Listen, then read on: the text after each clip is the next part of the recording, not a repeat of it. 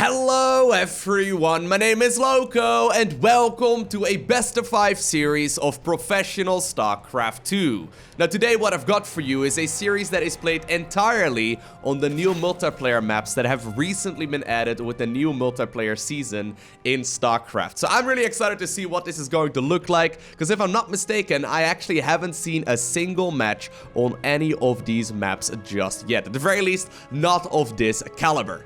Obviously, I've been playing a lot of ladder myself. I have to say, I generally speaking really like the current map pool. I think it's very good. But before we go over Cyber Forest, which is the first map in the series, let's get started like we always do by introducing the players. Spawning here in the northwest corner, I'm playing with the blue Zerg drones. He's the rank 1 player from Sweden. We are currently looking inside of the main base of Namshar. And apparently, by the way, his hatchery indeed is getting blocked by that pesky Protoss probe. His opponent spawning in the bottom right-hand corner, playing with the red Protoss pieces. He's from Germany, the rank 1 player over there, one of the strongest Protoss players on the planet. We are looking inside of the main base of ShoWTimE. So generally speaking, I actually have to say, Cyber Forest is a really cool map. It's a little difficult sometimes to decide where you want to take your bases. In particular, when you go on over to your third, there's a couple different options that you have, but that's one of the reasons that makes this map so very good. For example, if you decide to take your third base over here, you've got your work cut out for you with your fourth right over in this location. However, if you take your third in this location instead, you're likely gonna have to default to this as your fourth, and it becomes a little bit more predictable because this base over here is rather exposed. There's a lot of variety here, and that's, I think, one of the themes that we have with pretty much all of the maps that have now been added to the game. There's a lot of variety as to where you can go ahead and take your further expansions. And it's really cool because I think it makes for some really dynamic gameplay, and oftentimes if you expand, for example, towards your opponent as a Zerg player, you might opt to go for a lot more of like a Hydra Lurker based composition, whereas if you expand away, you want to go for a more mobile army like Mutaling Bane or something along those lines. And you can really go ahead and differentiate your strategies depending on where you're taking your bases. So I'm excited to see where this series is going to take us. Now, there's no denying that both Namshar and ShoWTimE are very quote-unquote standard players. And what I mean with that is that they like to play what is currently considered to be the strongest way of playing StarCraft. And while obviously a lot of players do think that way, neither of them really differentiate and deviate from that strategy very often. So they're the kind of players that will oftentimes enjoy going for the same build over and over again, just because they've practiced it 1,000 times and they know exactly what it is they need to do. First adept though, already making its way across the map. ShoWTimE, obviously, his nickname is Die Mauer. His name is literally the wall. He's scouting around trying to figure out what is going on, but he's met with a couple of Zerglings there in the main. But he saw that there is no Baneling Nest, no Roach Warren, and that means no drones in gas here either. And that's what he's looking for right now. ShoWTimE obviously will want to try and get a couple worker kills in this game as well. It's really critical. Actually, I was recently watching Hearthstone play some on Twitch as well. He was live streaming, and he basically mentioned that in every single ZVP that he plays, he's looking for about 10 worker kills or so. So if he gets 10 worker kills, that's when he's satisfied. If he gets less than that, he's getting worried that Zerg is getting ahead. Now, usually though, obviously at this level of play, it is definitely likely that you get a bunch of worker kills, but 10 certainly is not the gold standard, I don't think. It's a pretty high amount. But I would imagine that ShoWTimE is going to look for at least like 6 to 8 or so drone kills throughout this match. We'll see where he's going to take it, but his first unit of harassment after the Adept is indeed going to be that Oracle. His follow-up, and there's actually a second Oracle as well, but his follow-up after that Stargate play is indeed going to be a Twilight Council, as well as a robotics facility, so that is likely going to be for Archon drops here in just a little bit. So I'm expecting a third base to come down for this Protoss player in just a little bit as well. Double Oracles making their way across the map. There's already a Roach Warren coming up here for Namshar, so really not taking any risks whatsoever, but here we go. This is that nice little bit of zapping that you can go ahead and do. The Oracle is barely surviving there, and apparently, yeah, ShoWTimE is going to turn back around, get another kill.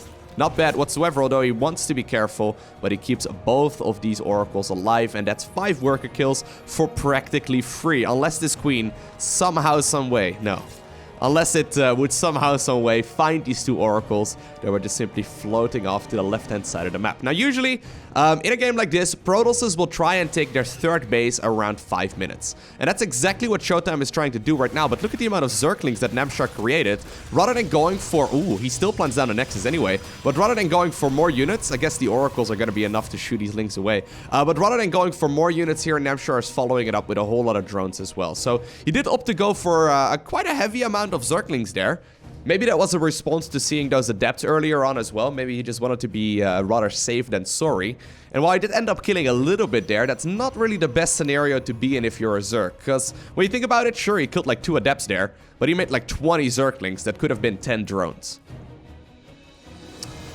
The adepts, though, are still going to be a necessity. We do indeed see a little bit more Zergling harassment, and that will force these oracles to turn back around once again as well. But while this is going on, ShoWTimE did already get himself 2 Archons on the other side of the map. So after his adept aggression, he followed it up with a bunch of these oracles, and now he's going to do the same thing right here with these Archons. Archons, obviously, they have a lot of potential as long as you micro correctly. The Zerglings, though, being really annoying, right? So far, ShoWTimE really hasn't been able to really get a whole lot going here at the base just yet, but here come the Archons. That's 1 drone going down there, 2 drones immediately. Actually, the splash damage is really solid. And obviously, since Archons regenerate their shields while they are inside of the prism, it's one of the strongest threats to go for, although he needs to be careful. Almost ends up oh my god, the transfuse on the drone! And then the body block with the queens. Man, Namshar, he's a man of his word. He gave these drones a life and he's protecting them as well, right? That was beautiful. The queen's taking the damage there instead. Well, a couple of the drone's brothers, though, might end up finding a grave over here. The roach also kept alive. And actually, that was beautiful play there by Namshar. Not losing anything to that second bit of harassment over here. Really nicely done. Well, the queen eventually does go down, though. And a lot of these units are pretty low in hit points. I like the fact that he brought across an oracle here, or sorry, an observer as well. Kind of wish he would bring that over in this direction. I think that's one of the things that a lot of the high-level Protosses do right now, is they don't just go for the adept into the oracle and then into the Archon drops, but they bring an observer along as well. So after the initial little bit of aggression, so once again, right, a couple of units do end up going down here. But after that goes down, they start going after the creep spread instead. And I think if he would have actually done that over here, he could have probably zoned the queens away as well. Obviously, as a neutral observer that can see everything, it's pretty easy to make those kind of, you know, snap decisions, I suppose. And I can look and critique his gameplay just like that. But obviously, this is going to be one of the very first games that is being played right here by both of these players right here on this map as well. Alright, so this is kind of how I expected this game to go, to be honest. It's a very normal game so far. Really nothing out of the ordinary, both players just playing the most macro-focused style. ShoWTimE ended up getting 9 worker kills there, which is a very healthy amount in the grand scheme of things. And this does mean that he's going to be allowed to transition towards his very normal macro-focused army as well. So he's currently favoring, just like most Protoss players, an Archon Immortal Zealot-based army. And obviously he would like to, a couple more drones actually end up going down here. That's a very solid amount. But he would obviously like to add on Storm and whatnot as well. So Psionic Storm just about to finish up. He is also going to start up his Forge upgrades right here. And this does really allow ShoWTimE to get a really solid mid-game army. He could take this in several different directions. For example, he could go for a push, which is very solid in general. He could go for a push right before Brute Lords come out, which is much more maxed out. But he could also just simply sit back and go up to Tempest and 4 bases and just play the macro game. In the meantime, though, we see a couple of these Dropper Lords coming up. I like this a lot here for Namshar. So Namshar played very normal here in the early game. Right now, he's starting to make a bit of a difference. So what this obviously allows him to do is, for example, push over at the 3rd base of Protoss, pull the army apart, and then drop inside of the main base. And at this point, this is completely unscouted. ShoWTimE trying to get a little bit of vision there. He will be able to find some of these units. He finds the Zerglings as well, but he does not know about these Overlords until a little while later, though. ShoWTimE responding really quickly. And actually, the fact that he left some units behind in the natural is extremely impressive. Right now, that Warp Prism was right on top of that army as well. Beautiful move there by ShoWTimE. I honestly want to really emphasize that. That was incredibly well played there by him. I guess I'm not the only one that's been going for a lot of Nidus Worm play, okay? If you go for Nidus Worms and your army is just sitting at the 3rd, which is where most of the army would usually be located, you're going to be in a lot of trouble. ShoWTimE, though, splitting up his forces. Look at that defense here. Beautifully handling this engagement over here as well. Using the storms to zone away, and this will allow his... the rest of his army, rather, to reinforce as well. But look at him. Super confidently grabbing the 4th over here. Well, I was assuming here, right? That he was going to take the 4th over in this location. But apparently, ShoWTimE has decided that he wants to expand closer towards the Zerg. This does obviously make that route towards that 4th of Zerg very, very short. I mean, that's not a very long walk whatsoever. And while it is going to be a little difficult to, I guess, keep control of this natural area over here, as long as he keeps on piling on the pressure, he should be in a really good position here. Brute Lords, by the way, are going to be the name of the game. We see a Spire as well as a Hive coming up here for Namshar. Likewise, already a Fleet Beacon as well as additional Stargates coming up for ShoWTimE. So both players really transitioning towards that late game unit composition right now. ShoWTimE, though, he now's got himself 8 of these gases, rather, 4 bases completely saturated as far as the gases go, which is really, really solid. That's when you can really start building up that super scary late game army.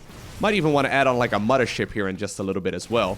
Regardless, though, he now has the potential to go, for example, for Tempest, which are absolutely phenomenal when it comes, indeed, to dealing with that late-game Zerg army. So late-game Zerg, usually it's got to be Brute Lord Lurker-based, and obviously Tempest can really, very much so, outrange a lot of those units.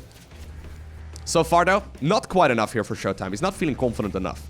Big Roach Hydra Ball decided to make its way towards the 3rd base as well. ShoWTimE, though, using once again the reinforcements. This is what separates like high-level Protoss players from top-level Protoss players, okay? Like, he's committing here with a push to the other side of the map, but he's leaving what seems to be like 30 supply worth of units behind. Right? That's a lot. That's a big commitment.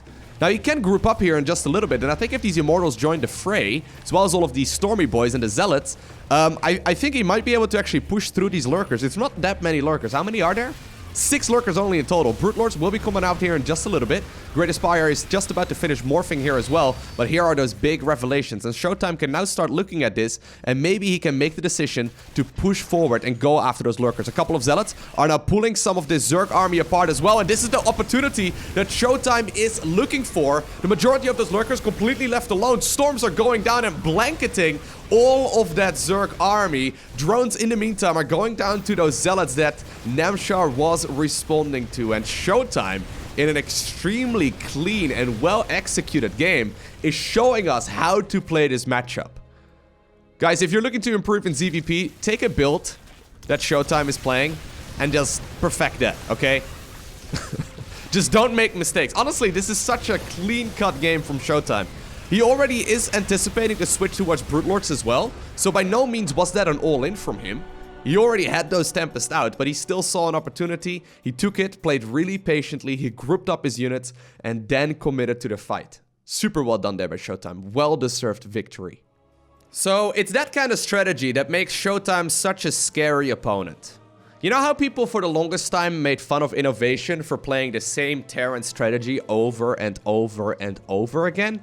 ShoWTimE definitely does have some differences in his playstyle, and he certainly does mix it up from time to time. For example, I've seen him play a lot of double Stargate and whatnot as well. I wonder if we're going to be seeing that throughout this series too, but it's that super standard, you know, Protoss approach that makes him so scary. He doesn't really take any risks.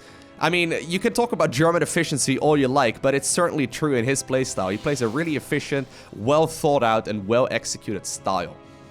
Now, the thing is, if you try and play it yourself, I just made a bit of a joke from it, right? But if you try and play that kind of style yourself, it's super hard. There's a lot of really small moves that aren't really apparent at this level. But for example, having like a Zealot in the wall to prevent Zergling run-bys, or explicitly like inviting Zergling run-bys because you have enough units to defend against those kind of units anyway. You can sort of clean them up for free. There's a lot of really subtle moves that are really hard to pinpoint, but that do make the difference. Now, anyways, we are now on new Repugnancy. It's a new map as well. And guys, there's a great feature on this map. I just saw one already. I think we need minimap, or we need full vision of the center. I can't find any of them right now. But basically, in the center of this map, there's doggies, okay? There's dogs walking around. And you know the best part? I love the map creator who made this already. They are not targetable. So it's not like you can, like, you know, some of the critters, like the Ursadons and stuff, right? They are targetable and you can kill those. The dogs in this game, they just walk around in the middle of battle and they never die. At the very least, I haven't seen that happen yet, which is a great thing, okay? Sometimes I accidentally kill critters in my StarCraft 2 gameplay and I feel awful. I mean, I'm pretty sure that's bad luck, okay? I'm not a very superstitious person. But if you kill a critter, I mean... that's just bad luck right there. You can't do that. We'll have a look at the dogs in just a little bit. I saw one, I think from that probe scout earlier already. There's like I don't know exactly how many, but there's a couple of them roaming this area, which makes it one of the best maps already. There's also that very easy to recognize marine statue here in the center. I actually really like this about a lot of the maps. One of the things that we've been seeing a lot is that they are trying to differentiate. There's a dog, look! They're trying to differentiate the other maps. Oh my god, the probe is gonna check it out as well. He's like, yeah, look at the dog. But they're trying to like make the maps really easy to recognize. So this is the one right here with that marine statue in the center. New Repugnancy, LE. We actually have another one coming up in a later... Oh my god, 2 doggies, look at them. I'm gonna just keep on talking to dogs, okay? Screw the game, it's all about the... Bring back the adept, I need to see the dogs. I need vision. Okay, no, but we have another map coming up in a little bit. Forgetting the name of it right now, but that one is sick. You'll see it in just a little bit. There's like Amon hanging out on the northern corner of the map, and it's like, or the northern section of the map. It's really easy to recognize. Anyways, once again, very normal opener here. No Oracle this time around, right? Is there an Oracle? No, it's gonna be a Phoenix first. Phoenix into Oracle, obviously, still very common as well. You kind of need to get yourself at least 1 Oracle. 2 adepts, by the way, this time around, so ShoWTimE is going to start up some of those work kills. Nicely done. The 1 adept, though, is going to have to pay for this with its life, but that is 5 worker kills there in total, it seems. Very solid amount, and definitely more than you want at this point. Namshar not quite recognizing that it is going to be that double adept playstyle. Maybe he was also preoccupied with the dogs walking on the map, okay? That would be a perfectly legitimate excuse. I mean, I didn't realize it was a double adept opener either, because I was busy looking at the dogs, so, you know. I just did what was more important, okay? But you kind of do need yourself an Oracle, which is exactly what ShoWTimE is doing right now, to secure that 3rd Nexus. Without it, it's super hard to, there we go, to secure the 3rd. But, yeah, that 1 Oracle coming up, and it's now followed up as well by a 2nd Stargate. So I was just wondering this earlier. I think double Stargate openers are currently the you know, I think it's my preferred method for Zerg versus Protoss right now for Protoss. I think it's the strongest all-around build if you do it really, really well. The amount of damage you can get out of Phoenixes is ridiculous, and having that extra Stargate out earlier also does allow you to transition towards Tempest and whatnot a little bit smoother. Anyways, here we go. A little bit of aggression. The 1 Phoenix is brought across. It's going to lift up the Queen. A little bit of harassment here. ShoWTimE trying to actually get some more kills there. A little bit of a misclick there by him. That does give Zerg 2 low hit points drones right here rather than 2 dead or 1 dead one, which I think Namshar will take any day of the week. He needs to get as many of those workers as he can right now. 6 already going down. It's a little bit more than you're looking for. And that's the scary part about double Phoenix styles. Like, double Phoenix is super good at keeping this alive. Anyways, we're once again at the 5-minute mark, right? And yeah, Namshar is assuming that the 3rd base will go down over here. Looks like that's not the case, and instead, ShoWTimE is going to take it in the tucked-away position. Now, I understand why Namshar would assume this is going to be the location for the 3rd. I would actually make that same assumption myself as well. Usually, it's this, like, there's a ramp leading down, right? And ramps in StarCraft, I mean, this is like in a dip-in. It's like in a low ground, right? You want to have the high ground, guys. Not only in Star Wars, but also most definitely in StarCraft, all right? Whatever begins with stars. You want to make sure you get yourself the high ground. It's super helpful. But apparently ShoWTimE, in this case, he's expanding away from his opponent. I wonder if that's actually because he's now playing that double Phoenix style. And he wants to like make the attack path for the Zerg a little bit longer. Or if this is just preference, or maybe I'm looking way too much into this. But I'm curious to see if this is going to be because he's playing a different unit composition. A lot of Phoenix is already ready. Great defense there by Namshar, though. Using all of those queens that he's got at his disposal. And he's now also adding on some additional spore crawlers in all of his bases as well. You know what? I kind of want to see... So this is what I've been doing a lot, right? But I kind of want to see some plays right here with the new Nidus Worm. I think if you make this many queens, it's one of the best defenses against this kind of army. You can go up to like 10 queens quite comfortably. Ooh, 1 Phoenix? Nope. Or maybe. Yep. I think 10 queens is quite normal. If you then go for like a Nidus Worm, you bring the queens across the map, you can deal so much damage. Still though, obviously Namshar is a far better player than I am, so maybe maybe I shouldn't be giving him any ideas, but I do genuinely think that this is like one of the best scenarios at the pro level to go for this kind of style. You can take your 4th base, you can go roaches, you can go for like a Hydra follow-up as well, but I think going Roach Queen with a Nidus is super strong. Then follow it up with something like Swarm Host, you can deal so much damage. Anyways, in this case though, it is going to be that Spire play. So I'm assuming it's going to be for Corruptors. ShoWTimE is making that same assumption, already going for Void Rays, which are the counter to Corruptors. He's now adding on double Forge as well, so this is most definitely just a responsive play here from our Protoss. Going for the double, or actually, no, it's just a single Forge, the Twilight Council and Forge. I was going to say, but even then, right, this is still very much so an indication that he wants to play a more laid-back approach right now.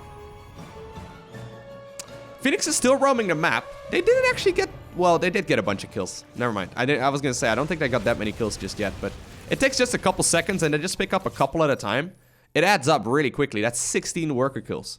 And this is what... Oh, look, there's a dog. Sorry, guys, there's an engagement, but there's also a dog. So, I mean, what's more important? Look at the dog. He doesn't care. Right? There's a creep tumor right there. He's just chilling. There's more in the middle, though. Look, there's a couple... I don't know how many there are. There's like a dozen dogs. Incredible decision making. Not just by both of these players, but most definitely by the map creator, okay? New Repugnancy alley. Such a cool map. By the way, I mentioned it during the previous game as well, but look at this as well, right? So once again, you got several different locations where you can go ahead and take your 3rd. And when you think of like the best maps that we've ever had in StarCraft, by the way, a couple Corruptors here are being a nuisance. But for example, when you think about like Frost LE, or when you think about like Abyssal Reef LE, those were all some of the best maps that we had in Legacy of the Void in particular, and I guess in Heart of the Swarm for Frost. But all of those maps had the same thing in common, where the 3rd base had just several different locations where you can take it, and the strategies change depending on where you take your 3rd. You could even take this one if you really wanted to. Now this is like an interesting Corruptor back and forth. Basically, with Prismatic Alignment on, which is what ShoWTimE has right now, there's no way these Corruptors are going to fight all of those Void Rays. But at the same time, the Corruptors don't really want to like overextend and like sacrifice themselves to maybe like a stray Archon or like a couple Stalkers either, so it's a little difficult. But anyways, much quicker Fleet Beacon this time around. So this is what I like about that double Stargate opener. You can still transition towards Archon Immortal Zealot if you want to, but I do like the addition of the Fleet Beacon a little bit earlier. Just because you can start producing carriers and whatnot and Tempest if you really like to, much earlier anyway. And considering he already made Void Rays, he doesn't really need to make any of those right now to get rid of any of those Corruptors anymore. Big Zerg push though, looking like it wants to head on over towards the 3rd base. Only just now do we see a 4th base, well, at the very least ShoWTimE is considering taking a 4th base here. That's very late, all things considered. Corruptors actually picking up a lot of those units. I like this situation for Namshar quite a bit. Namshar so far has been doing an excellent job keeping this Protoss player back. And while this is all going on, right? Sure, he ended up losing a lot of workers early on, but he's been recuperating some of those losses, and he's been getting himself a lot of new bases as well. There we go. This is the kind of fight you want to take. Prismatic Alignment not available, and that is a lot of dead air units. So here's the thing. Namshar might not be taking the most efficient trade, but what he is getting himself right now is time. So when you think about it, when you know that Zerg already has a whole lot of those Corruptors out, are you going to start producing carriers? Are you going to go for Tempest? No, you're not. You have to get something on the ground or in the air first to deal with this amount of Corruptors, because your carriers would just get picked off one by one, right? So this means that ShoWTimE is forced to go for a lot of these Void Rays. And what's the counter to Void Rays? There we have them. The Hydras are now being mass-produced. There's also a Lurker follow-up, so Namshar certainly not taking any risks here. But while this is going on, though, there's no denying that ShoWTimE still has a very scary army. Most Protoss players at this point would probably sit back and wait for carriers to come out. Not the case right here for ShoWTimE. He recognizes, hey, wait a second, there's a lot of army composition that is based around those Corruptors. I can just go ahead and move forward because the Zerg ground army is not going to be nearly as menacing. One hatchery, though, does already end up falling down there. I don't know if ShoWTimE is overextending or if Namshar is. The supply count heavily in favor right now of Zerg, but this is still a scary Protoss army. How many Protoss players would move out right before their mothership is about to come out, right? Is the mothership actually out? Did it get sniped immediately? Ooh, I think it may have. ShoWTimE taking this opportunity to puke down that Nexus as well. And hold up, I wanna have a look. I think it must have been cancelled then. Am I crazy? Yeah, I think he must have cancelled that. It probably was being produced there in the main base. And that's why Namshar was hanging out in that area, trying to snipe the mothership immediately. That's 400 minerals, 400 gas. So ShoWTimE took the adult decision there to just simply cancel it immediately. I probably would have tried to, like, I don't know, get it to finish and then like tactical recall or mass recall units towards it or something stupid like that and then still lose it. Ooh, High Templar actually being picked off right now for practically free as well. This is an excellent position here for Namshar. Really strong, favorable location. Yeah, also got the Cyber Core, so that means only Zealots from here on out until the Cyber Core gets rebuilt. Namshar maxed out, smelling blood right now. He needs to be careful that he doesn't like overextend here. But yeah, the storms, I mean, they're gonna have to come down. There you go, they finally are coming down, but that's still a lot of damage that Namshar is managing to do right now. At the same time, another Nexus here in the main base, the one that got reacquired. Looks like it will be forced to get cancelled. And ShoWTimE definitely up with his back against the wall right now. Great play here by the Zerg player. Really not slowing down whatsoever. Now keep in mind, right, while this is all going on, Namshar is only just now picking up a hive. That's super late. You don't really want to grab yourself a hive like 13 minutes into the game. As like a desperation move. If you do that after your push fails, it's usually a really bad scenario for the Zerg player to be in. However, in this case though, yeah, ShoWTimE, he's deciding to push forward. Oh my god, Namshar making the executive decision to just push forward upon seeing the tactical recall. And I think it was the right decision as well. He immediately went after so many of those High Templar. The High Templar, at least the majority of them, did get picked off. ShoWTimE though, good enough to not have all of their High Templar in one location, but it's still enough. And Namshar is the one who obtains the victory. What a... Oh, that was a very ballsy decision there to jump on the 4th base. Most Zerg players look at that mass recall and they're like, okay, you know what? I'm gonna back off. Namshar though looked at it and he immediately jumped to surround the Nexus to mitigate some of those, you know, area of effect damages, I suppose, coming out of the storm. And that really did allow him to get a beautiful trade there. Excellent move there by Namshar.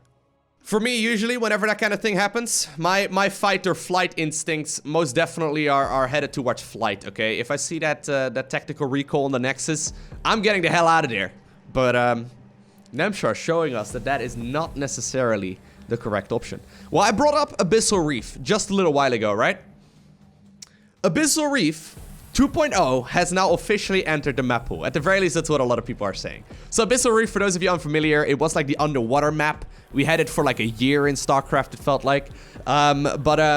Basically, units would float up towards the surface in that map, rather than like go down towards the ground. And it was like a fun little gimmick, I suppose. But what made that map really good in particular was just the layout. It was around in professional play for a really long time because of the map layout. And while we do indeed have the same tile set, and there is a lot of water on this map, by the way. There's nothing like floating up, but it is really pretty. This map, while tile set and like the feel are kind of the same, the layout certainly is different, okay? So, there's one big distinction I believe they've made to this map ever since it first came out. And that is like, I think they made this choke over here a little bit bigger or something along those lines. Basically, you can now wall off this area with just 3 structures like Protoss is used to. In the past, I believe that ramp was wider, and I was looking at that and I, you know, liked the look of it, and I thought it might be decent, but most of the time, if you need more than 3 of those big structures, so like, for example, 2 gateways and a cyber core, right? If you need more than that, usually Protoss players are just not going to play it, and in like an extension of that, Terran players are likely not going to play it either, because walling for them is really tricky too. They've now made it so that this map is just the same as most of the other 3x3 structures map, where you need like 3 of them to create a wall. So I don't know if they're actually playing this on like the final version of the map. I'm not entirely sure on the exact specifics, but yeah, there's no denying that right now it is looking very solid. Because when I first looked at it and I recognized that the wall was just a little bit wider than the normal walls, it immediately popped into my head that all Terrans and Protoss are just simply gonna downvote it immediately. They were gonna veto the map, and that would mean pretty much only ZVZ, but that's not the case. So this map is pretty cool. Personally, and I kind of hope that Namshar is going for that as well. Personally, I've been playing a lot of Swarm Host on this map. So most Protoss players will go for the main over here, then the natural over there, obviously, and then the third right over here. And you got this really nice tucked away safe location. However, this is extremely vulnerable for Swarm Host. So once again, right, I know I've been mentioning the Nidus Worm in like, you know, all my last videos, but all my recent videos have had something to do with Nidus Worms, I feel like. And I've actually got another one coming up as well. But anyways, the thing is, on this map, you can go ahead and take these bases really quite comfortably. But imagine a Nidus Worm over here, right? You unload the Swarm Host and you fly the Locust across this little river, I suppose. It's more like a swamp, I guess. Not really a river, but anyways, it's like a tropical swamp. Is that a thing? Probably. You can like fly the Locust over here really easily, pop the Swarm Host back in, and then, for example, head on over here to go after the third base. And both the natural and the third, even from like the center bits, right, are super vulnerable to Locust play. So far, by the way, very normal opener here once again from both players. Only a single drone, actually, a single probe going down so far here in favor of Namshar. He's now gonna start resaturating that main gas as well, and it will allow him to eventually, you know, get up to watch a much more tech-situated game here. So he's been focusing on the third hatchery for the time being, adding on a lot of those workers, and he's going to try and build up that Zerg economy.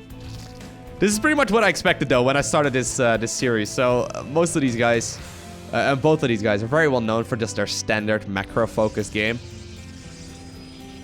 Neither of them really taking any gambles here so far in this series. Now, even though ShoWTimE ended up losing that previous game, he is once again going to go for the double Stargate. I like the response there from Namshar quite a bit. Haven't really seen a lot of Zerg players go immediately into like Corruptors to try and deal with it. Imagine, like the thing is though, Namshar ended up losing a lot of drones in that previous game, right? So the fact that he still ended up winning it definitely does show that that he knows how to follow those kind of games up. Once again, well, that was like a sideways one, right? Did you see that? Phoenix going with like the gangster lift up there. Rather than just looking at his target, he like, you know, pointed his gun sideways. That's the gangster thing to do, right? I'm pretty sure that's cool. Anyways, 4.5 minutes or so, Roach Warren and a Gas Geyser there for, or rather, Evolution Chamber and Roach Warren there for Namshar. Now following it up with additional extractors as well, so that's now going up to a grand total of 4. He already did get himself a very hefty amount of drones, and he's now going to be able to finish up that drone count here and saturate those 3 bases pretty much entirely. Now, rather than a heavy focus on Phoenix this time, ShoWTimE is still adding on more Phoenixes, and he does already have a couple of them, but he's also going for the Glaive Adept upgrade. So that means that the attack speed of the Adepts is going to be quite a little bit higher. This is much more of an all-in focus playstyle here for ShoWTimE. How many gateways does he have? He's only got 2 right now, favoring that really quick third nexus. I kind of would like to see him add on a couple more here, though. I think that going up to like 6 gateways with like Glaive Adepts is really good. Maybe he wants to like use it defensively. I haven't seen a lot of people use Glaive Adepts defensively, but some players do like do get worried about the Zergling play. And if there's one thing that Adepts are really good at, it's dealing with Zerglings. But I've kind of got a feeling it must be for some sort of follow-up push as well. Anyways, here are those Phoenixes once again being a nuisance, right? Remember, 10 drone kills is what he's looking for. He got 6 of them so far, which is not quite enough for this all to pay for itself. Much nicer game here actually from Namshar so far, right? As long as he recognizes properly what's going on, he should be able to defend against any kind of imminent Adept play as well. There we go. Double Robo coming up. So it's like double Stargate, double Warp Gate, and then double Robotic Facility here as well. Interesting. Yeah, so I'm curious here if that Glaive Adept upgrade was just defensively. Judging by it so far, I guess it was. He's going to send some of them across the map, I think. Yeah, he's going to try and maybe do a little bit of damage on the other side. While the Phoenixes are preoccupying some of this Zerg army as well. One of them ends up going down. I've got a feeling as long as Namshar is in position, he should be able to deal with this quite alright. Then again, though, he doesn't really know that a lot of these units are moving over here. Roach is finally starting to get a bit of a move on as well. There's the Adepts. But I think they should be getting shut down relatively easily, right? Yeah, a lot of roaches already available. Hydra's just now popping as well. A couple of the adepts are now going to commit themselves towards the main base, and immediately some of those Zerg units are chasing the shades as well. They will get cancelled, and that was once again solid defense here by Namshar. Really nicely done. Sure, he does end up losing 11 drones here in the grand scheme of things, but obviously he got a lot for his trades as well. So he got himself a couple Phoenixes, as well as a whole bunch of those adepts. Now, I'm quite surprised here with the way that Namshar has been expanding here. So for me, I've been playing mostly Zerg. For me, I've been taking, obviously this is a main, this is a natural, but then this as a third. Namshar instead decides to expand towards the south. And this does feel like a bit of a long distance though to cover, right? But I guess if you get yourself additional queens, the push of the creep over here in this area is gonna go much more smoothly towards the third. I wonder if that's the decision for this location over here. Very cool. Very, very cool. Now, rather than going lurkers this time around, Namshar has decided to go for Hydra Ling Bane instead. And I'm a big fan of this build. I like it a lot. So double Evo Chamber after you get yourself one of the upgrades earlier on. I usually opt to go for the Baneling Nest a little bit quicker rather than going for the Roach Warren initially. But it all results in pretty much the same unit composition. He's going to be able to get himself that +2 missile done around the same time as he gets all of his Hydra upgrades, the Baneling speed, as well as +1 melee. And this all really combined into a push is super strong. It's a very scary unit composition. So from here on out, it looks like Namshar is focusing primarily on just units. If you can execute a push right when all of that finishes, and maybe when like Protoss is trying to expand, it's super strong. Then again though, this is the reason why I like Swarm Host, right? If you want to go for a push like this, and maybe he's not even going to go for a push like that, but you have to like push up a ramp, right? And I don't really like pushing up with like Hydras on top of a ramp for like Hydras pushing up a ramp versus High Templar and stuff. Like it's not very easy to get a favorable trade in that regard. Namshar though looks like instead he just wants to, I guess, max out, maybe deny Protoss a 4th base, which is obviously a really efficient strategy. If you can deny a 4th base, there's a lot of potential there. Once again, I think that ShoWTimE has already been going up against a lot of Nidus Worm play as well. He's positioning his army. Most Protoss players will like position it over there. He's positioning it in like, you know, a stronger position, I suppose. I like it a lot. I don't think you want to move down the ramp right now, though, if you're ShoWTimE. I think you want to take the safety of the ramp, because look at how much Zerg there is on the back of that. ShoWTimE, though, doesn't know about it. He might, for all intents and purposes right now, assume that it's just a standard hive play that he's been going up in this series quite nicely so far. For all he knows right now, there's Brute Lords underway. He wants to grab a 4th base here, though, I think, in just a little bit. This is, once again, a pretty late 4th. I mean, we're at 10 minutes right now. He hasn't really moved down the ramp just yet, and I think that's mostly because that Zerg army is waiting there. He sees Banelings right now as well. Banelings obviously want to connect with High Templar primarily. Archons, though, obviously phenomenal against this as well. But yeah, ShoWTimE is unsure as to what he needs to do right now. I kind of would like him to have a Prism out on the map to start doing some counter harass, so maybe he can pull some of those units of the Zerg back home. But regardless, yeah, I think Namshar's strategy here, look at that big-ass concave, right? It's more like a circle right now. But he wants to probably deny the 4th base of Protoss. I would imagine that's his main strategy right now. Zergling will now spot that indeed there is that probe already out. ShoWTimE is going to set up the base, and he does also have that prism available right now. Still, though, this is a really difficult position to be in. Phoenixes are joining up with those zealots on the left-hand side. Looks like they want to go for a counterattack towards that area of the map. Oh, Namshar, though. He wants to engage right now. Most of those High Templar in the back are vulnerable. Ooh, great shielding there by ShoWTimE at the last possible moment.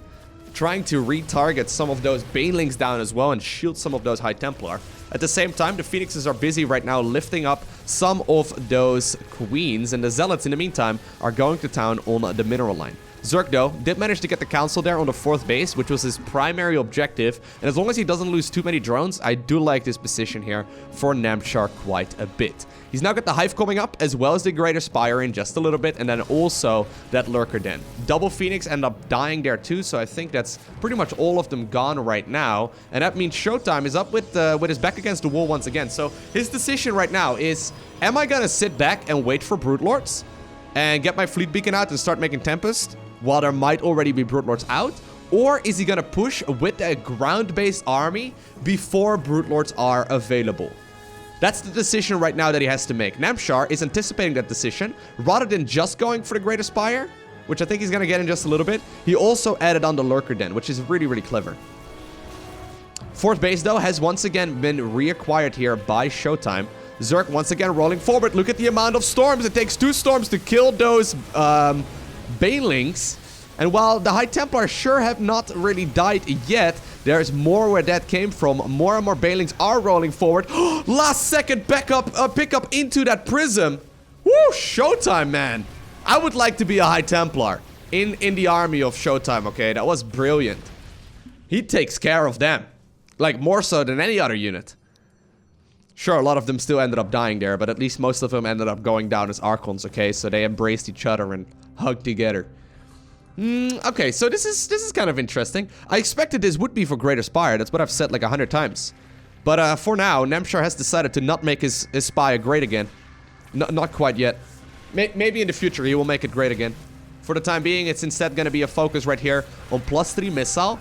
The burrow speed upgrade for the lurkers, as well as a whole lot of those spiny boys. So there they are. Walking around, acting tough. Certainly scary for a ground-based army. There's this funny dynamic where technically Archon Immortal is the counter to small numbers of lurkers.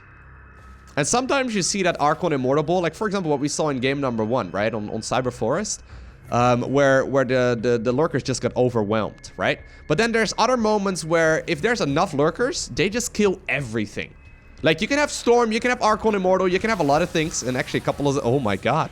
Alright, that's one way of doing it, I suppose. Oh, that force field. You're so good, ShoWTimE. That was something. Anyway, sometimes it just... What I was trying to say is sometimes lurkers kill everything. I don't know if this is the location, though, that you really want to fight in if you are Namshar. Revelation and Storm is utilized here. Most of these Immortals, though, are starting to take a lot of damage, but the Nexus does still stand.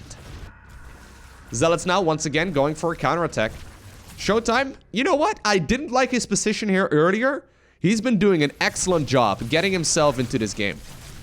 It's all these little moves. The High Templar safe, the Zealot run-bys, and just simply keeping this Zerg player contained. He already has a Greater Spire coming up right now. Fleet Beacon obviously also already available. We see a couple of Tempests now joining the fray. They're a little bit slower than they used to be in the previous patch, and while this does look like one Tempest, it's actually 2. They're just really intimate with each other. Alright, I wonder if this is the moment where ShoWTimE needs to like take another base as well, though, because that's kind of the trouble on this map. If you take your 3rd base in the tucked away position, grabbing a 4th is really hard.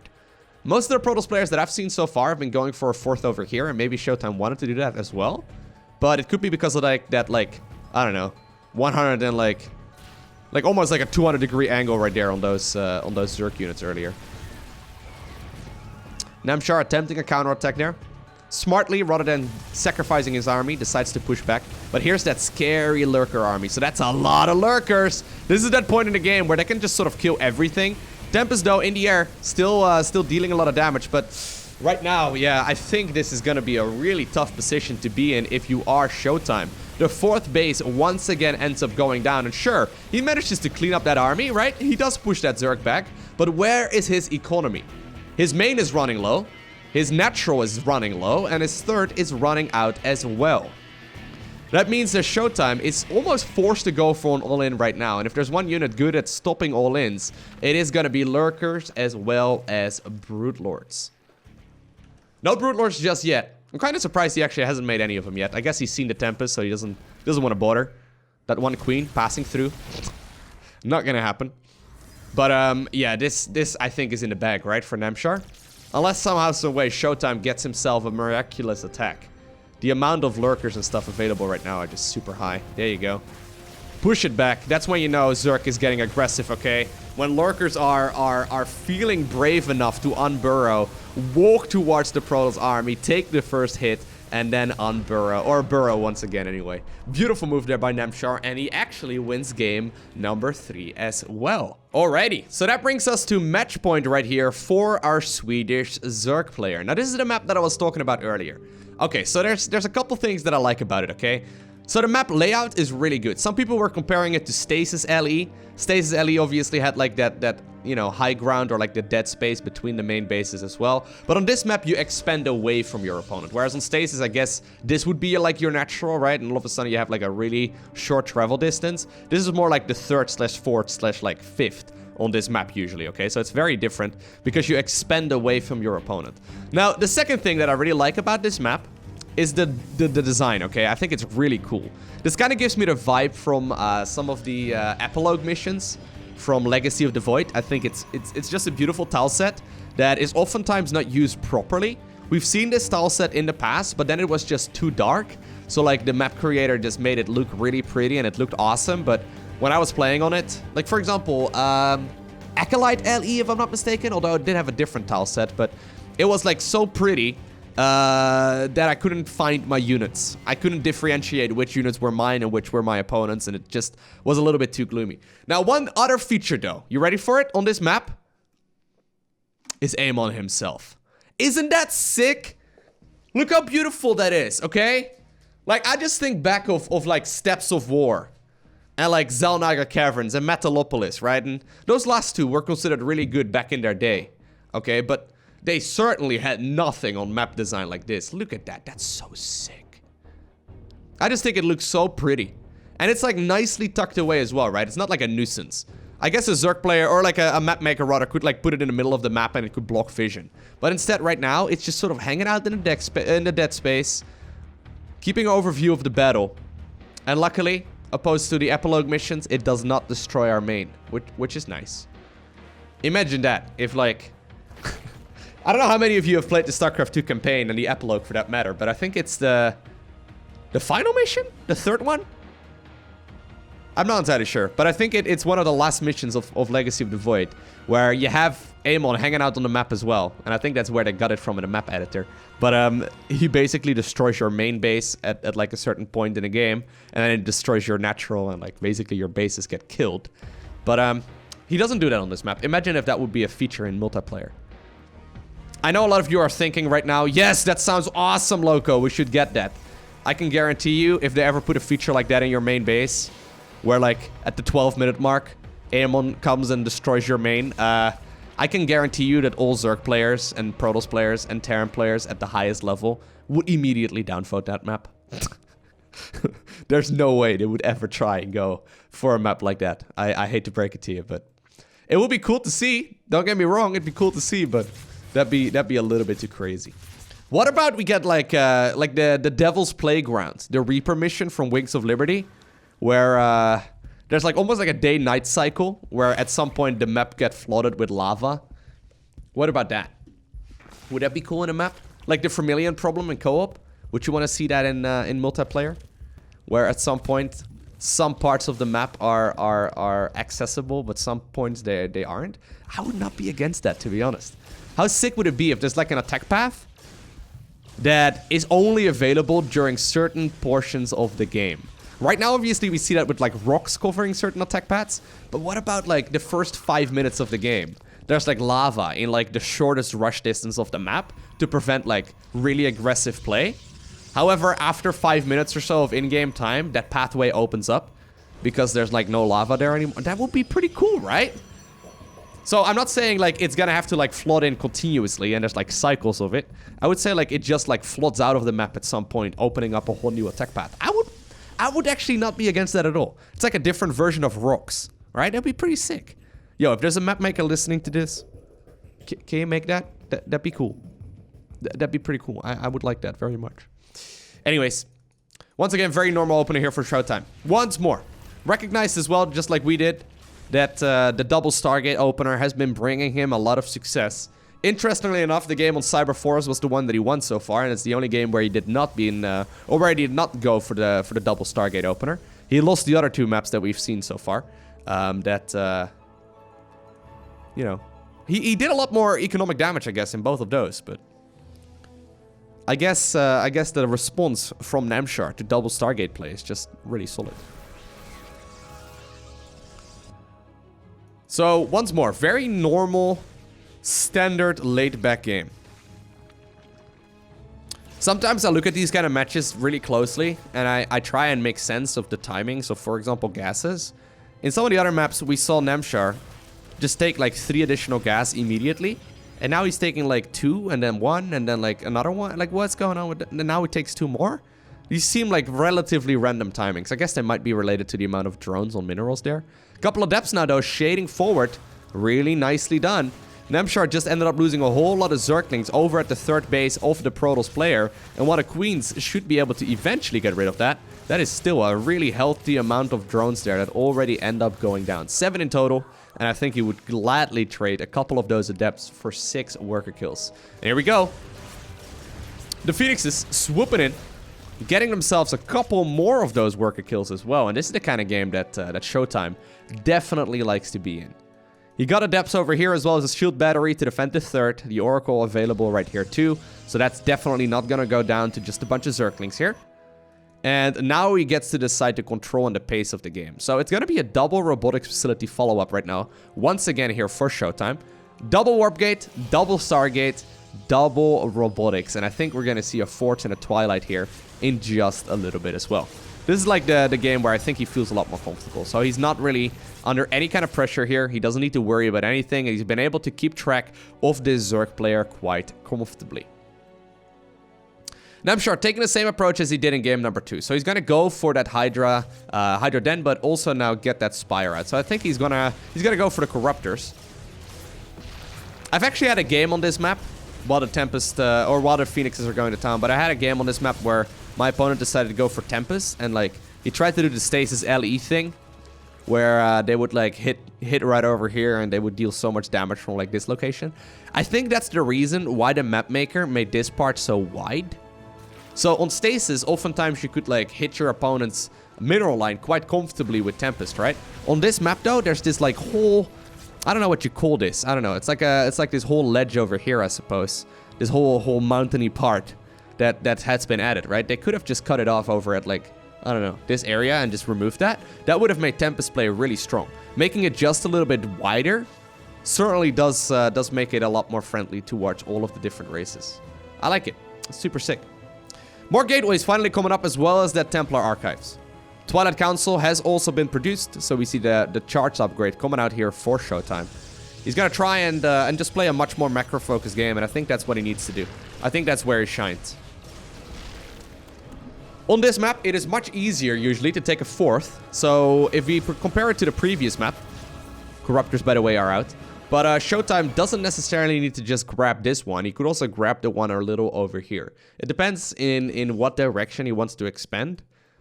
I think both of them are legitimately good options. I like this, by the way.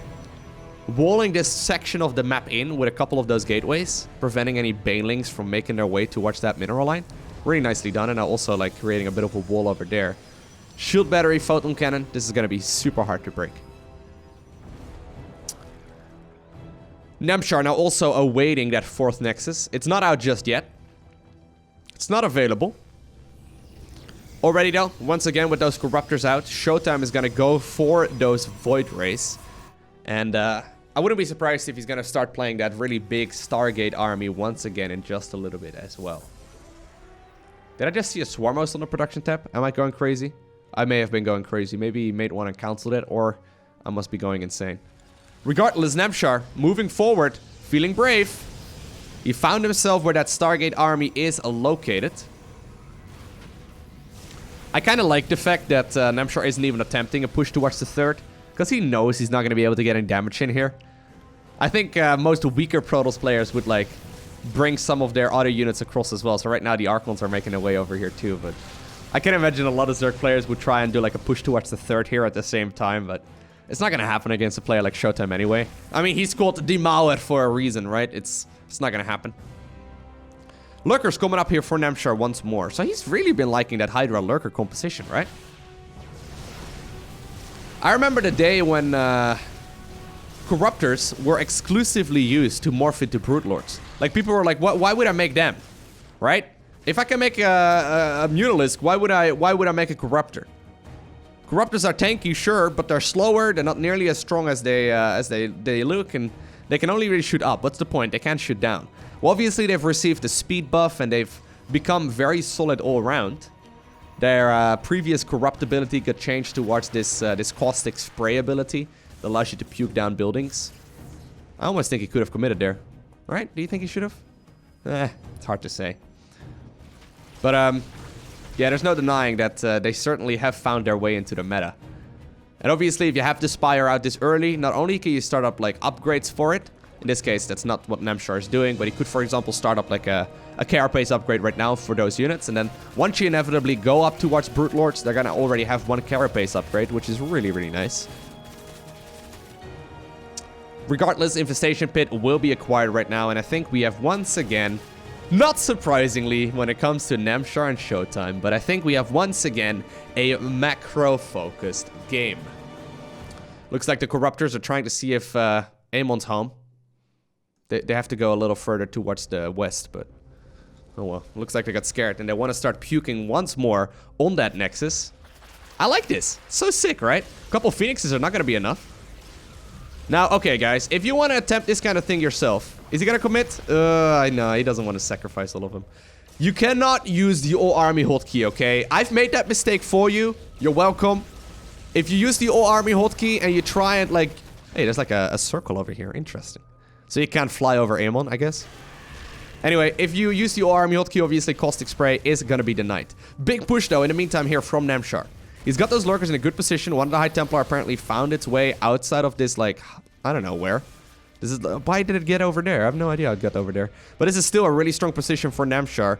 Kinda would like him to push up this ramp. There you go. Use the lurkers to prevent units from moving down towards the low ground instead.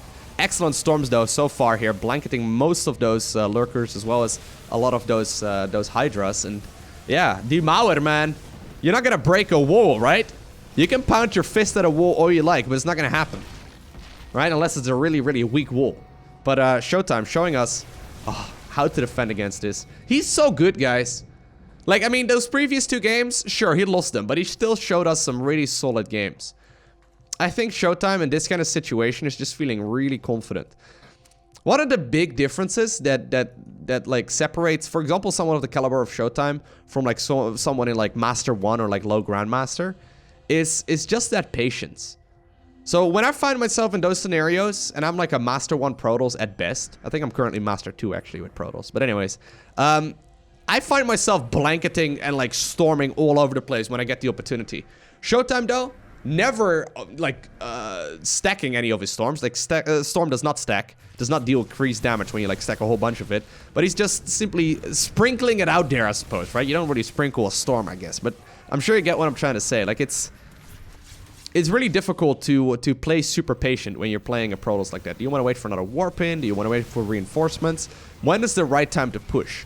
And I think that really separates someone like ShoWTimE as one of the very best. He doesn't really make a lot of mistakes, and he knows when to engage. He doesn't really overextend or not commit enough, or you know, he does what he's supposed to do. So once again, right, here we go. Great position there. It's the lurkers in the front, Hydras in the back. That's the position at which ShoWTimE wants to fight. If the Hydras were a little more forward, he would use storms to try and push them back, then engage with the main army. Always bring an observer here, obviously. You want to bring an observer as well as a war prism with every fight if you're Protoss. Unless you know exactly what you're doing. Revelation, once again, being utilized there as well by that Oracle, keeping track of exactly where that Zerg army is located. The Hydras, though, are dealing a tremendous amount of damage. That's +2/+1 Hydras. They're just about to get themselves +3 missile as well. A lot more lurkers coming up, and we already do indeed have that advanced talents upgrade, so Namshar is indeed going to be able to burrow those lurkers really, really rapidly. These rocks over here, man. That's an interesting position for rocks. I think that's primarily meant for like these kind of engagements over here. Sick map though. Like I'm seeing all these little crevices and like all these little nukes over here. Super hard to design something like that, right? But it all looks like it's there with a thought, right? It's not just made there for fun. The base layouts and stuff, I like it. This is a map that can develop a lot more in strategy as well. Ooh, oracles are being produced once again. Revelation is very important at this point in the game. War Prism also gets picked off. ShoWTimE is going to commit, though. Interesting. So he is going to commit with his army. Lurkers are moving around. There's no more War Prism here, so the reinforcements are going to have to sit at home for the time being. At the same time, big Hydra Lurker Bowl is going to make its way out to the other side of the map. It's gonna go after that 5th base of the Protoss. Still ShoWTimE, obviously, recognizing the situation. He got himself an observer, so at least there's still some detection. He's gonna be able to push forward here and take out one of the bases of the Zerg as well. At the same time, though, carriers are now joining the fray here. The 5th base ends up going down. Right now, Namshar wants to go after the 3rd as well. Storm is available on both of those High Templar, but he's gonna have to utilize it as well. Nexus is indeed using that recall ability, and ShoWTimE is gonna be able to keep track and keep this 3rd base alive for now. Okay. Now all of a sudden, Namshar is finding himself with a Hydra-based army against what seems to be mostly carriers. Carriers, High Templar. We even see now the Pulse Crystals upgrade right here inside of the Fleet Beacon. Are there still any Phoenixes available? Is that the Pulse Crystals upgrade? It has to be, right? I mean, this game was played very recently, so I'd imagine they are not playing with Graviton Catapult anymore. Graviton Catapult was removed out of the game a little while ago. I wonder if it's a misclick, or maybe he's just been getting that out of habit. Regardless, we do indeed see that that push once again happening here. Yeah, it is Anion Pulse Crystals. Okay, so that's a Hydra. Oh, that's a Phoenix ranged upgrade. I don't really know if you want to go back into Phoenixes right now, but maybe it's an upgrade you want to get for like the ultra late game. If you feel like you're capable enough to lift up lurkers as well. Not entirely sure. There's no more Phoenixes available, so it seems awkward to get that right now. Anyways, Namshar is gonna push forward once again towards that 5th base. This has not been spotted just yet by ShoWTimE. He saw a bunch of that Zerg army retreat towards the left-hand side. This is really nicely done. That once again does deny the 5th base from the Protoss. And while ShoWTimE is currently maxed out and he does have a really strong army, his bases obviously are gonna run low, right? 3rd is running low, 4th is not gonna have that much mining anymore here in just a little bit either. The thing is though, this Protoss army is very, very strong. It's a very scary Protoss army. Once again, Revelation being utilized there by the Oracle. And yeah, Namshar recognized the situation. He looked at that army, he knows, okay, you know what? My Protoss opponent is maxed out. Sure, I've done a little bit of damage to their 5th base, but I can't hold the main army, and this is just gonna be a slow and painful death. Instead, I'll just GG out right now, and we'll jump to the final map of this series. Now I think about it, I'm pretty sure there's 4 new maps added with the new season. So, what's map number 5? Ah, okay, so we once again find ourselves on King's Cove LE. I guess we had a good game on this one, right? I guess there was indeed a fun, or I guess there was indeed a really fun match on this map. Curious to see if ShoWTimE is going to make any differences now, right? I don't know how many games he had played on this map prior to this series. I wonder if he likes the position of the 3rd over here. Then again, what is your other option? That's too far, right? You can't, like... Zerg can do that. Protoss has a really hard time pulling that off. Obviously, there's also, like, this alleyway leading into your natural, so it's not like you can just, like, wall over here or over there just alone. I guess it would be possible, though, to take this as your 3rd base if you position really, really well, but it's difficult to keep track of where the Zerg army and whatnot would be located. And even if you have this base taken, where are you going to take your 4th? Maybe over here and then, like, take this? No, I don't think so. I'm pretty sure he's still going to opt to take this as his 3rd a little while later anyway, but I'm curious to see if he's going to make any differences, right? So what we saw in the previous game on this map was like that really big, almost 360-degree angle where Namshar was trying to get a 6 around and was almost like soft containing his opponent on 3 bases. He was okay. Hey, look at him. Samwise, I haven't seen you in a little while. How are you doing, buddy? Samwise has become a bit of a meme at this point, eh? Apparently he's a placeholder for when textures not like load in properly. I'm not sure why. I guess the clan tag or the clan decal of Namshar did not load in properly. Is there one for his opponent? Nah, ShoWTimE not having actually any clan tag right now. I don't think he's in a clan right now, but anyways, Samwise joining us once again. What was I saying? Oh yeah, Namshar going for that Hydraling Bane style. Trying to like do a big surround and just sort of soft containing his opponent on 3 bases. Never really allowing a 4th, and eventually that meant that ShoWTimE was going to be in a bit of a deficit there, right? Essentially Namshar said, okay, you can mine 3 bases. You can mine out 3 bases, that's cool, but you're just not going to get a 4th base up and running at any point in the game proper. And Yeah, that's what ended up going down there. Look, now it's working on the natural, though. So that's the Infinity Gaming clan decal there. It's the smug smile as well, right? He's like, ah, got me again. Oh, well. Oh, well. Thank you for joining us, Samwise. Always nice to have you here. Now, I know what you're thinking. Lowko, are there any dogs on this map? Guys, I hate to break it to you, but while there's, like, I guess some doubloons and, like some skeletons and things, no dogs, as far as I've found. Actually, not a lot of critters on any of these maps. Whoa! Whoa! Well, that was weird. For some reason, I just got a notification, apparently, that the Blizzard services are currently offline, but I can still watch the game, so at least we got that going for us. Regardless, let us have a look at this build.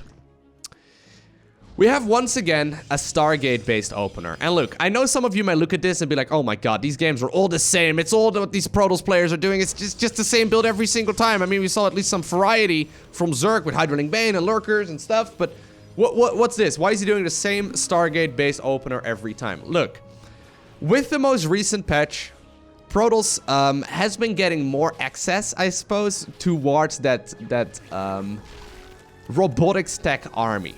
You can go ahead and play robotics and go quickly into a robotics bay as well and go Colossus or Disruptors or something along those lines.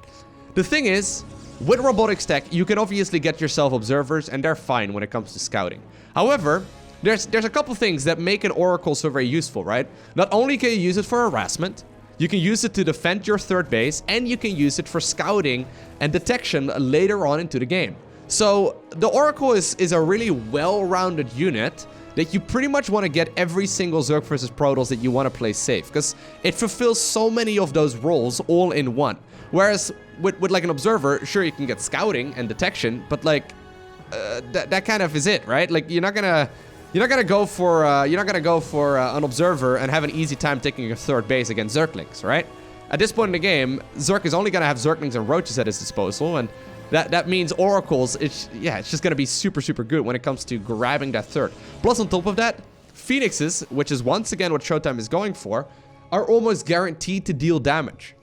They're almost guaranteed to deal damage. Even if you have 12 Queens out, even if you've got like 4 Spore Crawlers in every base, which for both sides is completely, like, it's way too much. You don't want to get that many defenses out. But even then, the Phoenixes will be able to pick up a couple of drones that are like reinforcing, or they just scoop in and they sacrifice one of them.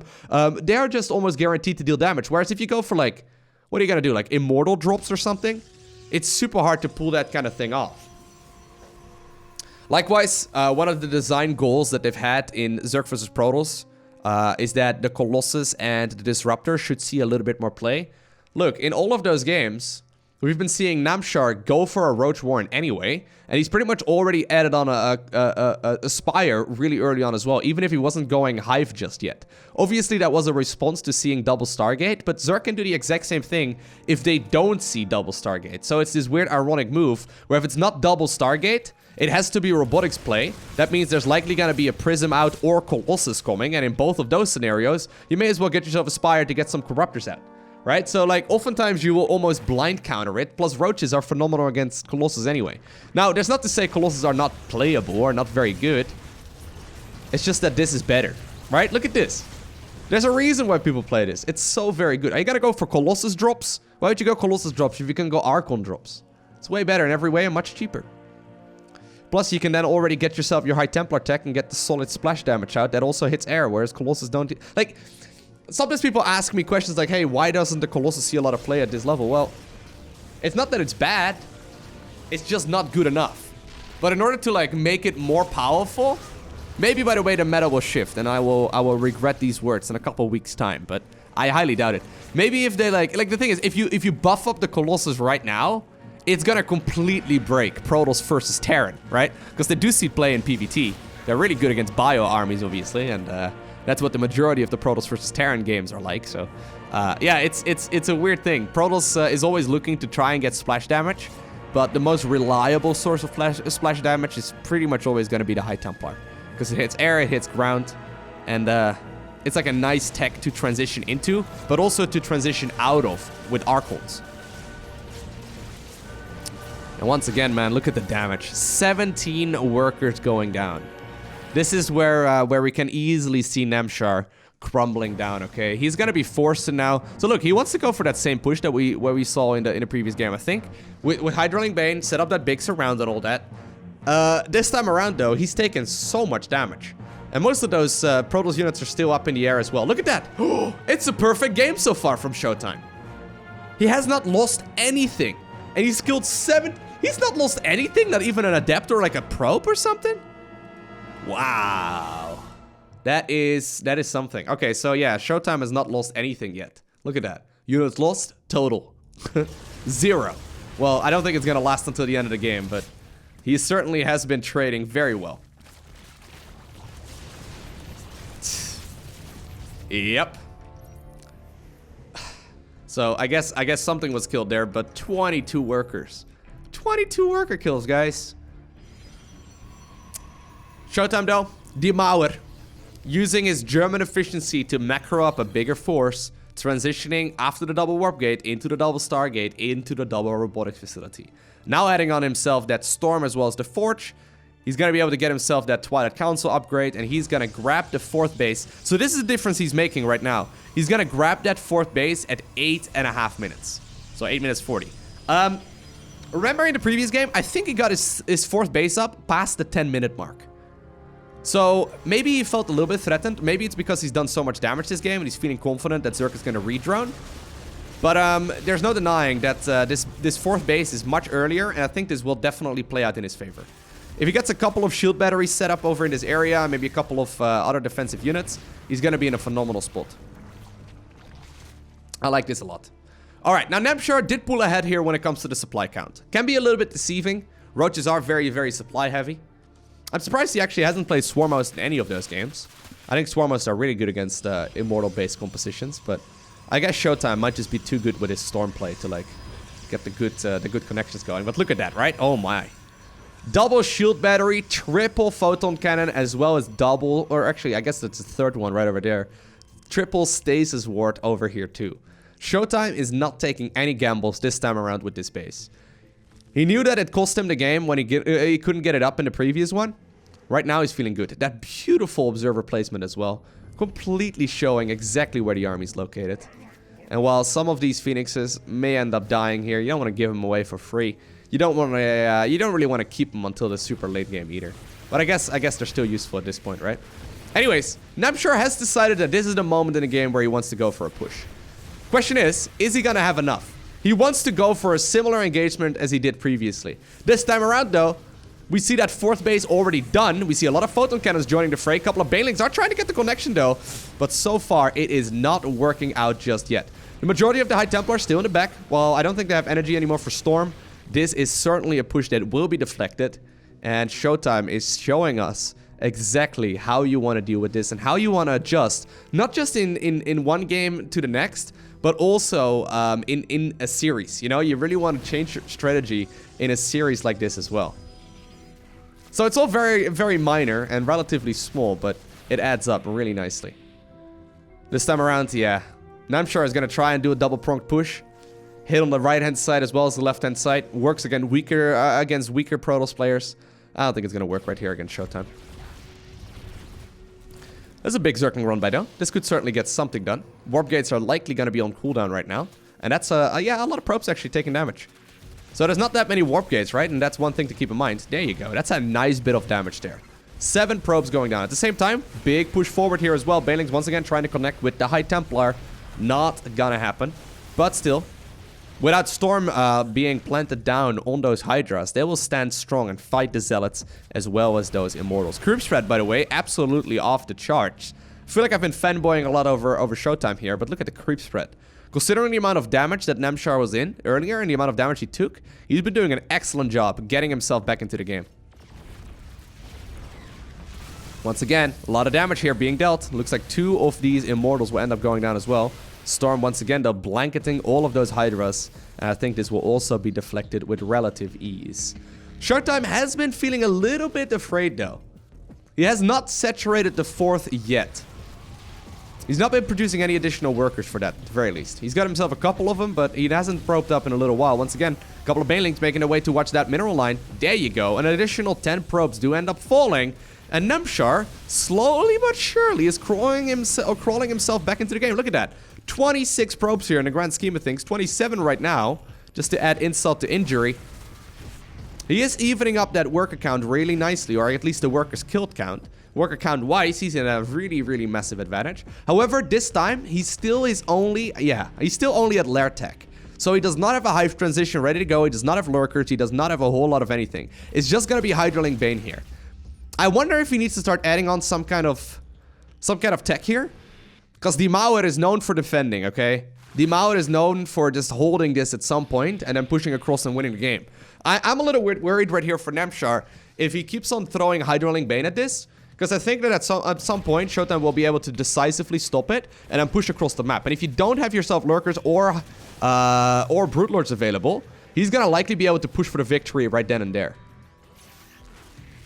Great split off right there, though. Namshar looking to go for that base again as well. Big surround here coming up. Doesn't want to commit just yet. I like, by the way, the fact that he's now mostly focusing on more and more Archons.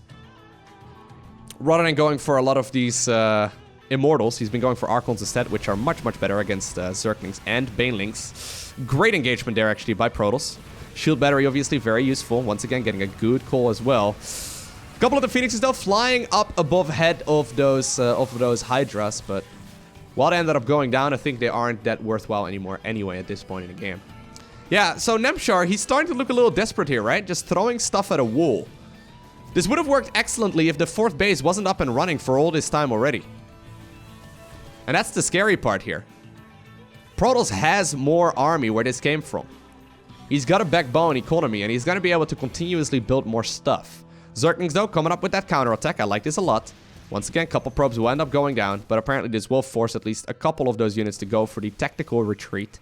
And they will be able to recall towards that old main and natural base. Yeah, it's just going to be Hydraling Bane right now. How are the upgrades? 2-2. Okay, so he does have +2 missile, +2, what's it called? Melee. The thing is, look, I'm critiquing Namshar here, mostly because he's going up against ShoWTimE. Against most weaker Zerg players, you would get a juicy connection, or against most weaker Protoss players, you would get a juicy connection on all of those High Templar. The thing is, this is 10 High Templar with Storm. It takes 2 Storms to kill a Baneling, and he's got tons of Storms. Well, that's what I'm talking about. That is where usually we don't really see ShoWTimE make mistakes. It sounds minor, but if you can blow up these High Templar, that's the end of the game. Now, speaking of blowing up workers, oh man. 54 of them going down right now. This will trigger an all-in, right? ShoWTimE is gonna try and hit an all-in right now. Zerglings, Hydras, and Banelings coming in from every single angle. More and more Banes are coming up as well. However, ShoWTimE kiting a lot of those units off creep as well. Reinforcing Protoss units are now also boxed across the map. The 4th base is still up, but ShoWTimE is not really mining that much. Namshar is deflecting that push, and he's using the time that he's created for himself right now to morph in additional Banelings. Keep in mind, he's got mining bases left, right, and center. He can continuously mine, but he does not have a unit composition that is going to trade with this particularly well. All he needs to do, though, is get one big hit on the High Templar, and that's game right there. It's just that that ShoWTimE, he's been caring for his High Templar like they're his children, okay? He's been doing an excellent job there. ShoWTimE, though, has not been sitting still when it comes to the tech advancement. He's getting himself a mothership. There she is. And he also already has himself a couple of those carriers out onto the map. And that's where all of a sudden the tech advantage obviously comes into play as well. Just a simple cloaking field on all of those units is going to be massive. Once again, though, Zerg is threatening forward right there with those Banelings. A lot of the interceptors do get picked off with relative ease, but now the army is partially cloaked, and that becomes extremely difficult to fight. Look at this. This is a vision of Namshar right now. He doesn't see half the Protoss army, and that means he has to make an educated guess as to how much there actually is right here for Protoss, but there's a whole lot of units still on the ground. Archons and Immortals from underneath that mothership are shooting away and gutting down those Hydras. 5th Nexus will now also be acquired here by ShoWTimE. I think Namshar, I think he wanted to go ahead and get himself either a Hive or like a Lurker Den at some point. I think right now it's too late. Right now he's basically is forced to just continuously play this, but I think he He was hoping that he was going to be able to overpower this Protoss, but right now, look at that. He scouts the 5th. And, yeah, well, this is nice, right? He gets himself a couple of those... Well, no. He may have actually gotten himself, like, 1 High Templar there. Yeah. Those cloaking abilities from Protoss are pretty good. But right now, he knows, okay, Protoss is going up to 5 bases. 10 gas is the point at which Protoss can easily build up that Death Bowl. And that's exactly what ShoWTimE is doing right now. It looked as if he was going to go for an all-in earlier. I think that was his plan, but then he recognized, okay, I've been held. I guess I have to play late game right now, and Namshar just didn't have enough capabilities at that point to go for the counter-attack. Alright. I would kind of like it for ShoWTimE right now to just sit back and wait. I don't think he's in any particular rush. If he gets himself a couple more carriers out, he's going to be in a phenomenal spot. Because there's really not that much available. I mean, keep in mind, the actual counter to carriers is usually not Hydras. It's Corruptors or maybe Infested Terrans, right? Maybe some Vipers in the mix as well. This is not a unit composition that is, for Zerg that is very well adjusted to dealing with carriers. Obviously, in big numbers, the Hydra should be able to make short work of them, but it's the rest of the Protoss army, that sophisticated mix of Protoss units that makes it really scary. Look at that, Namshar notices that he needs to pull a rabbit out of a hat, right? He decides to commit a lot of Zerglings there to a counterattack. Already though, ShoWTimE, anticipating that beautifully. He's put his units in the most tactical locations, not really, look at that, right? Not really boxing his units in one big ball, which is what most Zerg, or most Protoss players do. He's just been thinking, okay, what is Zerg likely going to do here? He's stuck on Hydraling Bane. He's likely going to go for big counterattacks. So what if I just group my units together when I need them to? And that's when the rest of them start walking here as well. Mothership, obviously a big tank. It's got a lot of hit points as well, but look at the amount of Protoss available right now. ShoWTimE winning every single engagement there. And indeed, that means that after being 2-1 behind, he is the one that wins this series in a 3-2 fashion. Much deserved. Very well played. Seriously, very well played there by both players, but in particular ShoWTimE. I think with a little bit of practice and with a little bit more experience on these maps, like for example what he showed right here on King's Cove, getting himself that 4th base a little bit earlier, making it harder for his opponent to engage a little while later, I think those are the moves and the decisions that will allow him to start excelling in this map pool once again as well. I hope you enjoyed watching this video. If you did, make sure you let me know down below what your favorite map is. I'm very curious to hear your thoughts. What is your favorite new map that has been added? So we started off on Cyber Forest, then we went to New Repugnancy LE, then we went to King's Cove, then we went to Year Zero, and then we went back to King's Cove. Let me know which of the 4, Cyber Forest, New Repugnancy, King's Cove, and Year Zero, is your favorite map. I think I got all of those names right. I think I got them all right. Anyways, I hope you enjoyed watching this video. If you did, make sure you hit that like button down below, and if you want to see more, make sure you hit that subscribe button so you get a notification as soon as I upload more. A special shout out to the Patreon supporters. You guys are awesome. Thank you very much. But for now, I want to thank you for watching. Have an amazing day. Do not forget to smile, alright? And I will see you once again in the next one.